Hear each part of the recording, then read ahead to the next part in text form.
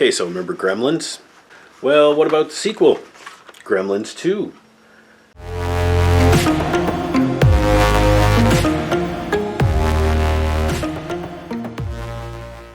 Everybody loves Gremlins. You'd think everybody would love this movie, but it doesn't get the love that Gremlins gets. And I never understood why.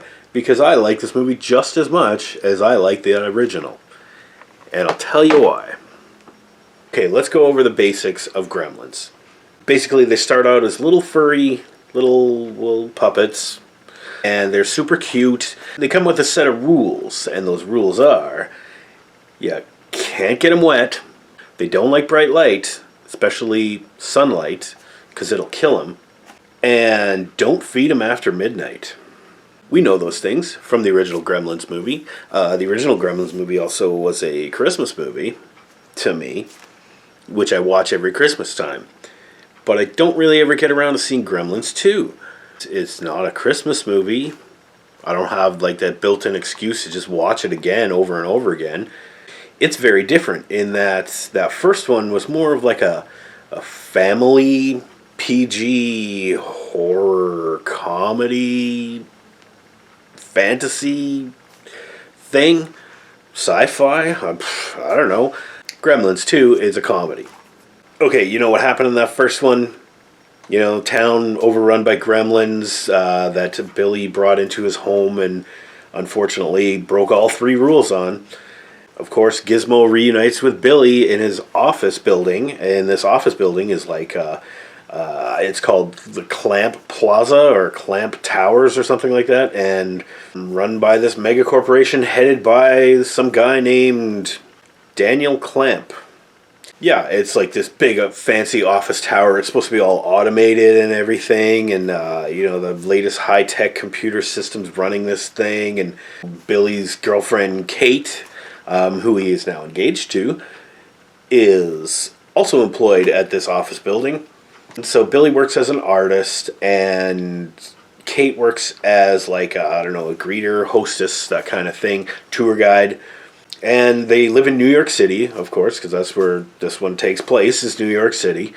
In the 1980s, everything took place in New York City, so this had to go to New York City. Anyway, somehow, Gizmo finds his way to Billy in this office tower. Typical gremlin hijinks go from there.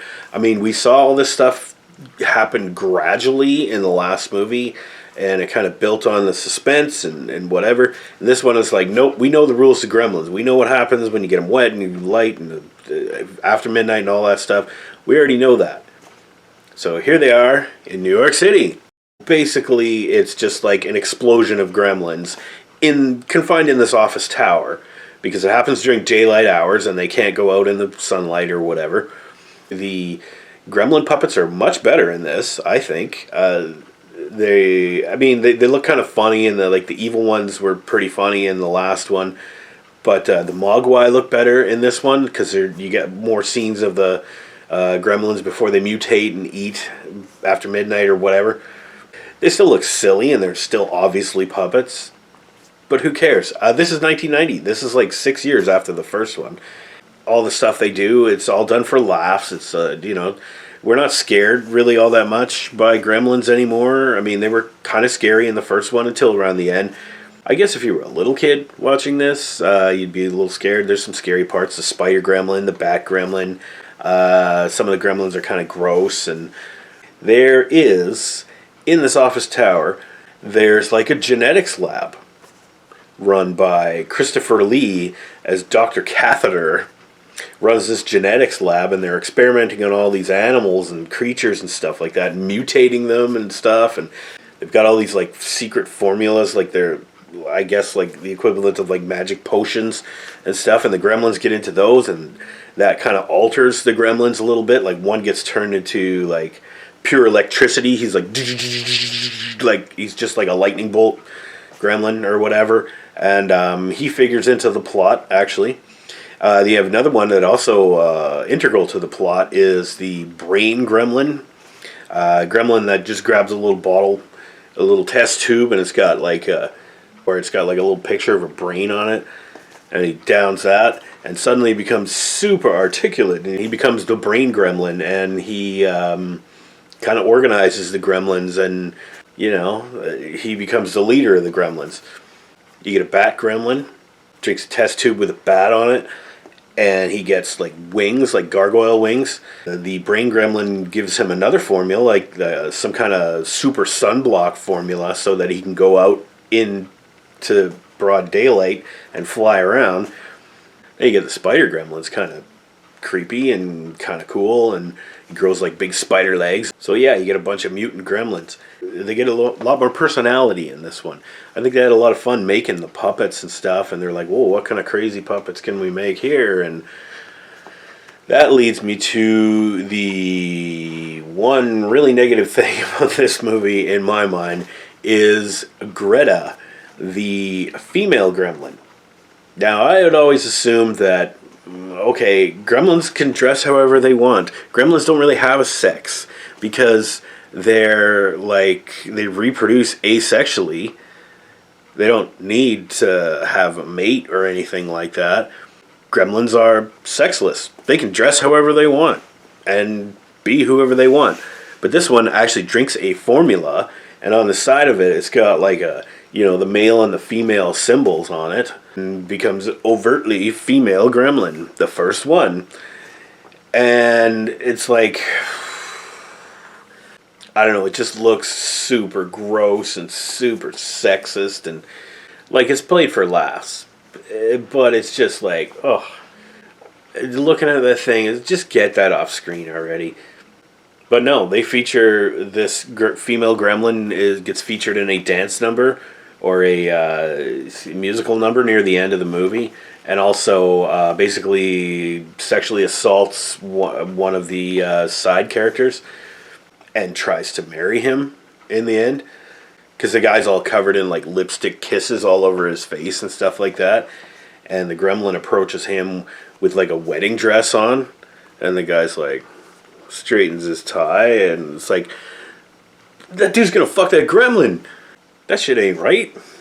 Or there's a vegetable gremlin as well. Let's not forget the vegetable gremlin. Yeah, and anyway, so what happens is all the gremlins, they get together and they're in the lobby of this building, and they're like, okay, as soon as the sun goes down, we're going to get out there and we're going to invade the world. But first, let's sing a dance number. And they sing New York, New York, and it's pretty cheesy, but, you get the gremlin gags in there. But eventually, someone sets the sprinklers on. Like, why would you do that? Oh my god, they're going to multiply even more. But they set the sprinklers on, get the gremlins all wet, and then release the lightning gremlin. And they release him, and he goes and he zaps all the wet gremlins and electrocutes and kills them all. And that's how the plot is resolved. Let's not forget that Gizmo is in here as well, and the Gizmo puppet, it looks like they put a few more dollars into this one. Gizmo comes back to kick ass against the evil gremlins. He makes a little bow and arrow out of office supplies, and he ties a red bandana around his head, and he's Rambo. Anyhow, Gremlins 2, I thought was a lot of fun. No, it's not the same as the first one. Maybe not as heartwarming. Maybe not as scary or suspenseful as the first one, but it delivered in the comedy department. This one I thought was a lot funnier. Yeah, the jokes are cheesy and they're kind of lame, but just watching little gremlin puppets flop around and do stupid stuff got me going. I'm going to go ahead and give Gremlins 2, the new batch, a B+. Good, solid movie. It's a good comedy. Yeah, maybe watch this one every second or third time around that you watch Gremlins. Because I know there's people out there that watch Gremlins every year at Christmas time. I'm usually one of them. So yeah, I think it's worth it to check out the sequel. I just don't like that female gremlin. It scares the crap out of me. I mean, look at this thing. Anyway, if you could sleep at night after looking at that, have a good one. Just don't feed your gremlin after midnight.